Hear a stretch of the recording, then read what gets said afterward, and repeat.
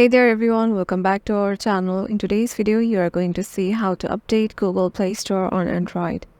So let's get right into it. Head over to your Google Play Store application.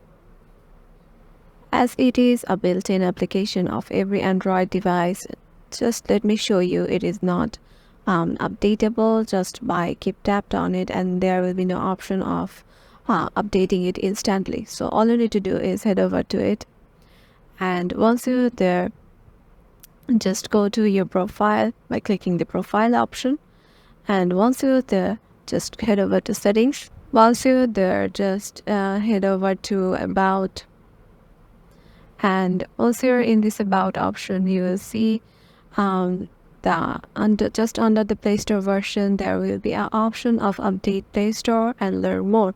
So all you need to do is just click on the update Play Store, and then your Play Store will get updated. And yeah, this is how you can update your Play Store. Hope this video will help you out, and we'll see you in the next one.